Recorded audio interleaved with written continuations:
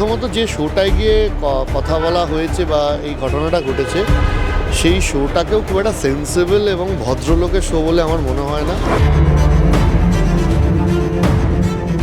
পুরো ব্যাপারটাই আমার মনে হয় ফুটেজের খেলা।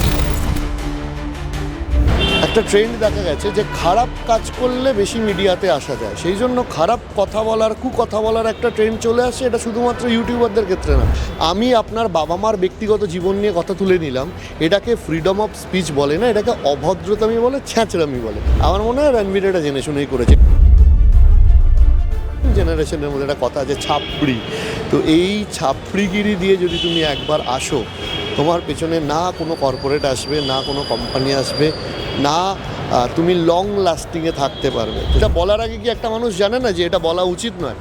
পাতি বাংলা কথা টাকার ধান্দায় গিয়ে করেছে, ধান্দা করতে গিয়ে যখন দেখেছে যে বেশি হয়ে গেছে তখন ক্ষমা চেয়ে নিচ্ছে। এটা হচ্ছে ফুটেজের ওপর ফুটেজ খেতে পারার একটা লড়াই চলছে। যেহেতু এটা নিয়ে খবর হচ্ছে, সেখানে আবার খবরে ঢোকার জন্য আবার অনেকে খবরে ঢুকে যাচ্ছে, এই হচ্ছে ব্যাপার।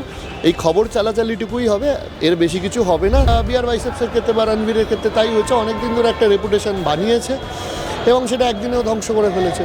ঘটনাটার পর নাকি 2 মিলিয়ন সাবস্ক্রাইবার বা ফলোয়ার সামথিং কিছু কমে গেছে, আই এম নট শিওর এটা ঠিক কি ভুল। বাট এই শিক্ষাটা যদি দেওয়া যায়, এটা কন্টেন্ট ক্রিয়েটারদের কাছে একটা পুলিশের এফআইআরের থেকে অনেক বড় শিক্ষা। ইউটিউবের জনপ্রিয় শোতে বিতর্কিত মন্তব্য, যার জেরে নেটপাড়ায় বিতর্ক শুরু হয়েছে। এই অশ্লীল মন্তব্যের জেরে ইতিমধ্যে কিন্তু বিভিন্ন রকম সমালোচনার মুখে পড়তে হয়েছে এবং পরবর্তীতে ক্ষমা চাইলেন।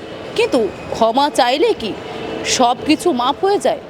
ঠিক ধরেছেন, আমি এই মুহূর্তে কথা বলছি রণবীর আলাওয়াদিয়াকে নিয়ে, যিনি কিনা বিয়ার বাইসেপস নামেও পরিচিত। এই মুহূর্তে আমাদের সঙ্গে রয়েছেন আরও একজন জনপ্রিয় ইউটিউবার অরিজিৎ চক্রবর্তী। তার কাছে যাব, সরাসরি জানার চেষ্টা করব রণবীর আলাওয়াদিয়ার যে বিতর্কিত মন্তব্য, একজন ইউটিউবার হিসেবে আপনি কিভাবে দেখছেন? দেখুন, পরিষ্কার কথা, প্রথমত যে শোটায় গিয়ে কথা বলা হয়েছে বা এই ঘটনাটা ঘটেছে সেই শোটাকেও খুব একটা সেন্সেবল এবং ভদ্রলোকের শো বলে আমার মনে হয় না। এবং দ্বিতীয়ত কথাটা হচ্ছে যে বিতর্ক করলাম, বিতর্ক করার পর ক্ষমা চেয়ে নিলাম। এখন ধরুন আমি কাউকে চড় মেরে ক্ষমা চেয়ে নিলাম, এবার তার আগে কি আমি জানি না যে চড় মারাটা অপরাধ নয়? সুতরাং আমি ক্ষমা চেয়ে নিলাম, কিন্তু যে ধরনের মন্তব্য করেছে সেই ধরনের মন্তব্য, সেটা রিপিটেশন তো আমি এখানে ক্যামেরাতেও করতে পারছি না। তো সেটা বলার আগে কি একটা মানুষ জানে না যে এটা বলা উচিত নয়? পুরো ব্যাপারটাই আমার মনে হয় ফুটেজের খেলা। আজকালকার যুগে একটা অদ্ভুত সমস্যা হয়ে দাঁড়িয়েছে, যে যত অসভ্যতামি করবে তার তত ফুটেজ বেশি, এবং এটা পাতি কথা ফুটেজ খাওয়ার জন্য বলেছে। এবং যখন দেখেছে যে না এটা বেগতিক হয়ে গেছে, তখন একটা জাস্ট ক্ষমা চেয়ে নেওয়া। কিন্তু আমি পরিষ্কার একটা কথা বলছি, আমি যদি আপনাকে ধরুন একটা অভদ্র কথা বলি, হ্যাঁ, কথা বলি যে আমি বুঝতে পারিনি, তো সেটা তো মানে না এটা প্রাপ্তবয়স্ক মানুষের কাছে। তো এটা জাস্ট ফুটেজের জন্য কলা, এটা ছ্যাঁচড়ামি, এটা নোংরামি, এর বাইরে কিছু না। জোক আর ভালগারিজম দুটোর পার্থক্য কি ভুলে যাচ্ছেন যারা এখন সামাজিক মাধ্যমে কন্টেন্ট করছে? না, ভুলে যাচ্ছেন না, এটা ইচ্ছাকৃতভাবে ভুলছেন। এবং ব্যাপারটা হচ্ছে যে একটা ট্রেন্ড দেখা গেছে যে খারাপ কাজ করলে বেশি মিডিয়াতে আসা যায়, সেই জন্য খারাপ কথা বলার কথা বলার একটা ট্রেন্ড চলে আসে। এটা শুধুমাত্র ইউটিউবারদের ক্ষেত্রে না, আপনি পলিটিক্সে দেখুন, আপনি অন্যান্য যে কোনো জায়গায় দেখুন, যে যা পারছে বলছে। তো এইটা হচ্ছে তার একটা কি বলবো এক্সটেন্ডেড পার্ট। এবং সবথেকে বড় কথা হচ্ছে, আমি একটা জীবনে একটা ছোটোবেলা থেকে কথা শুনেছিলাম যে রেপুটেশন বানাতে অনেক দিন লাগে, রেপুটেশন ধ্বংস করতে একদিন লাগে।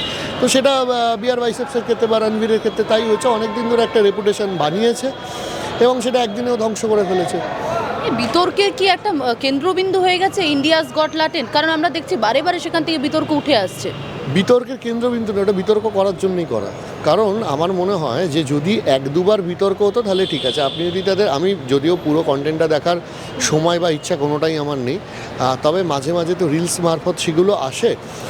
তো সেগুলোতে যে কটা জায়গা দেখেছি এর আগে, কারুর পোশাক কাটা বা ইত্যাদি থেকে শুরু করে যে ধরনের কথা প্রতি পদে পদে বলা হয়, আপনি সুস্থ সামাজিকভাবে আপনি বন্ধুদের মধ্যে আড্ডা মারলেও সবসময় ধরুন নতুন 3-4 দিনের বন্ধুত্ব হয়েছে, এরকম বন্ধুদের সামনে ওগুলো বলতে পারবেন না যেগুলো ওরা ক্যামেরার সামনে বলছে। এবং তার যারা যাচ্ছে তারা প্রত্যেকে অনেক দিন ধরেই ক্যামেরার সামনে কন্টেন্ট ক্রিয়েট করছে, সুতরাং তারা জানেন না এরম না, তারা জেনে শুনে ইচ্ছা করে ফুটেজ খাওয়ার জন্যই এটা করছে। এবং এই নোংরামের ফুটেজ খাওয়াটা এখন একটা কি বলবো ট্রেন্ড হয়ে দাঁড়িয়েছে। দর্শকদের বিচার করতে হবে যে কাকে আমরা মানে ভ্যালুয়েবল কন্টেন্ট ক্রিয়েটার বানাবো আর বানাবো না, এটা এবার দর্শকদের ওপর ডিপেন্ড করছে। আপনারা বাছুন যে কার কন্টেন্ট দেখবেন, কার কন্টেন্ট দেখে। কারণ ডিজিটাল মাধ্যমে আমরা যদি একটা সময় দিই, ধরুন আমি 1 ঘন্টা ইউটিউব দেখছি, আমি কি পেলাম? কারণ আমি তো আমার সময় দিলাম। আমি যদি এই শ্রমটা একটা কর্মক্ষেত্রে দিতাম, আমি এটা মাইনে পেতাম। আমি যদি এটা পড়াশোনায় দিতাম, তাহলে আমি হয়তো পরীক্ষায় নাম্বার বেশি পেতাম বা আমার প্রমোশন হতো। ডিজিটাল থেকেও অনেক কিছু শেখা যায়।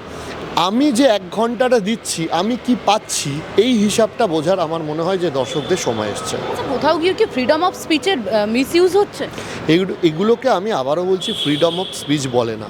আমি আপনাকে 4টে অভব্য কথাবার্তা বলে দিলাম, এটাকে ফ্রিডম অফ স্পিচ বলে না। আমি আপনার বাবা মার ব্যক্তিগত জীবন নিয়ে কথা তুলে নিলাম, এটাকে ফ্রিডম অফ স্পিচ বলে না, এটাকে অভদ্রতামি বলে, ছ্যাঁচড়ামি বলে। সুতরাং ফ্রিডম অফ স্পিচ কোনটা? তা ফ্রিডম অফ স্পিচ মানে কি? ধরুন আমার মনে হচ্ছে যে সরকার কোনো জিনিসটা সঠিক করছে না, আমার মনে হচ্ছে রাষ্ট্র আমার ওপর অত্যাচার করছে, আমি সেটা বলবো, এটাকে বলা হয় ফ্রিডম অফ স্পিচ। মধ্যযুগে এটা ছিল না, আজকের যুগে এটা আছে, গণতন্ত্রে এটা আছে। আপনি প্রধানমন্ত্রী, মুখ্যমন্ত্রী কিংবা অন্য যে কোনো মন্ত্রী, এমএলএ, এমপির বিরুদ্ধেও আপনি বলতে পারেন যে আপনার এই কথাটা আমার পছন্দ হচ্ছে না। আরও 10টা ঘটনা হতে পারে। আপনি বড় ব্যবসায়ীর বিরুদ্ধে বলতে পারেন। এটাকে ফ্রিডম অফ স্পিচ বলে, যেখানে সমাজের অর্থনৈতিকভাবে বা সামাজিকভাবে একটা পিছিয়ে পড়া মানুষ সমাজের সর্বোচ্চ স্তরের মানুষকে প্রশ্ন করতে পারে।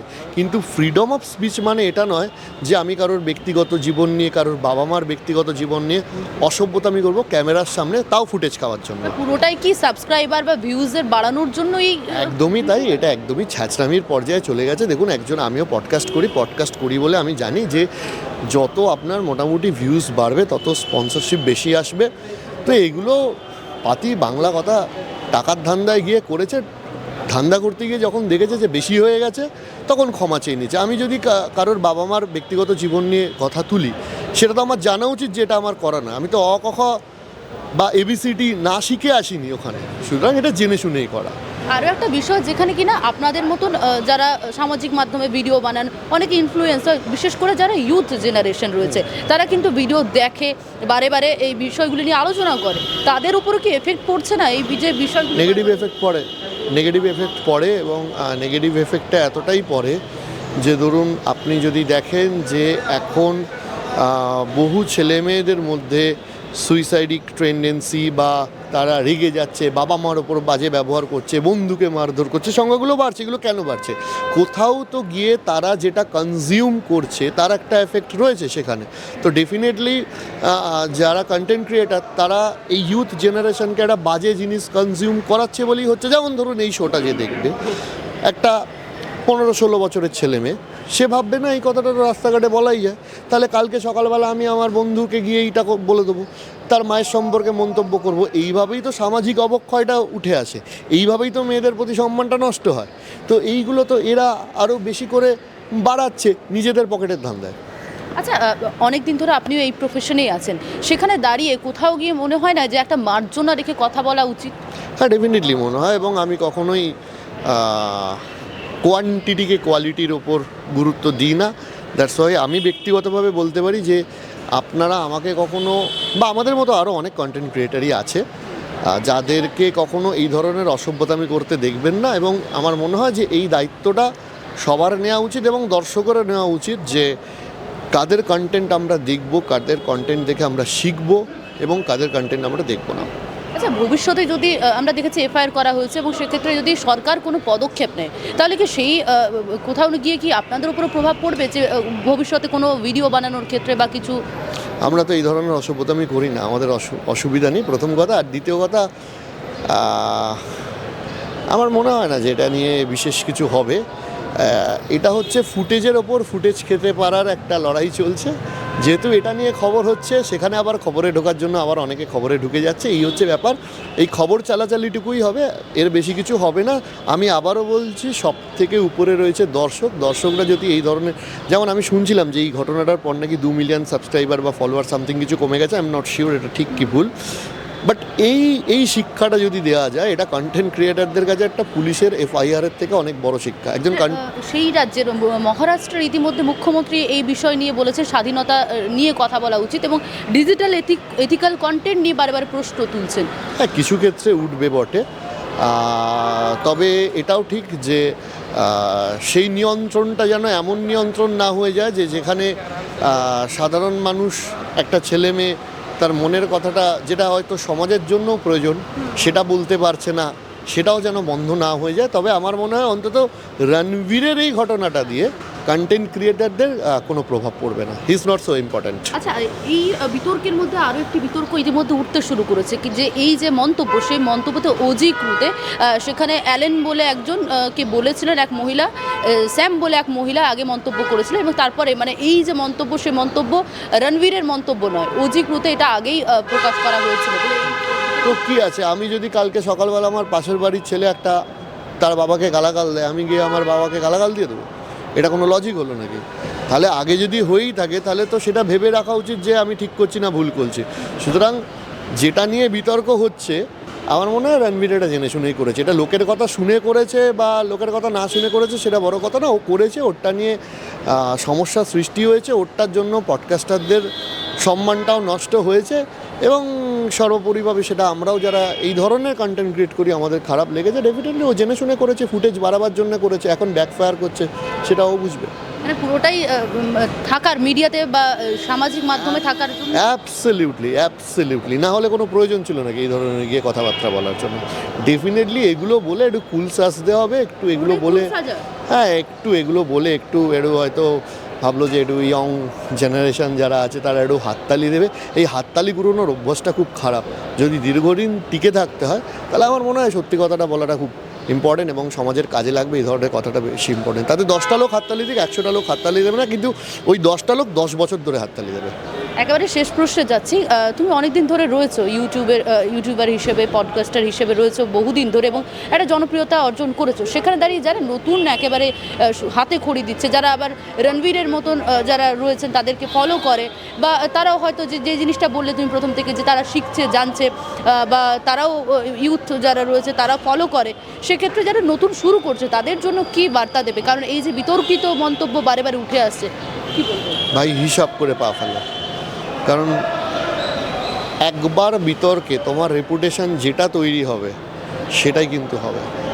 আমি পডকাস্টের ফিল্ডে না, গান বাজনার ফিল্ডে এরকম লোককে দেখেছি যে যারা সুস্থ সামাজিক গান নয় এরকম গান বানায় এবং তারপর তারা শ্যামাসঙ্গীত থেকে আরম্ভ করে বহু গান গেয়ে চেষ্টা করেছে যে ইমেজ পরিবর্তন করার। আমি নিজে অভিজ্ঞতা দিয়ে দেখেছি তাদের ইমেজ পরিবর্তন হয়নি। তুমি একবার যে ব্র্যান্ডিংটা নিয়ে মানুষের মাঝখানে আসবে সেটা কিন্তু সারা জীবন ধরে তোমাকে ক্যারি করতে হবে। আমি জানি না এটা অন ক্যামেরা বলা উচিত কি উচিত না, একটা ইয়ং জেনারেশনের মধ্যে একটা কথা আছে ছাপড়ি। তো এই ছাপড়িগিরি দিয়ে যদি তুমি একবার আসো, তোমার পেছনে না কোনো কর্পোরেট আসবে, না কোনো কোম্পানি আসবে, না তুমি লং লাস্টিংয়ে থাকতে পারবে। তো সুতরাং ইমেজটা ওইভাবেই বানাও যেটা আগামী 10 বছর, 15 বছর, 20 বছর তুমি ক্যারি করতে পারবে। ইমেজটা ওইভাবেই বানাও যেখানে লোকের সামনে তুমি গর্ব করে বলতে পারবে যে হ্যাঁ দেখুন এটা আমার কন্টেন্ট। 10টা লোক, ধরো তুমি বিয়ের বাড়িতে গেছো, অনুষ্ঠান বাড়িতে গেছো, যদি বলে যে কই কী বানিয়েছে একটু দেখাও, তখন যেন এটা না মনে হয় যে না এখানে খুলে দেখাতে পারছি না। ওখানে যেন তুমি কলার তুলে কন্টেন্টটা দেখাতে পারো, দেখুন এটা আমার চ্যানেল, আমি এটা বানাই। সেই দাপটটা নিয়ে চলো। অসংখ্য ধন্যবাদ। আমাদের সঙ্গে এতক্ষণ ছিলেন পডকাস্টার অরিজিৎ চক্রবর্তী, ক্যামেরায় অভিজিতের সঙ্গে শোভনের রিপোর্ট, বাংলা হান্ট। বাংলা হান্টের আরও খবর দেখতে নজর রাখুন। বাংলা খবর মানেই বাংলা হান্ট।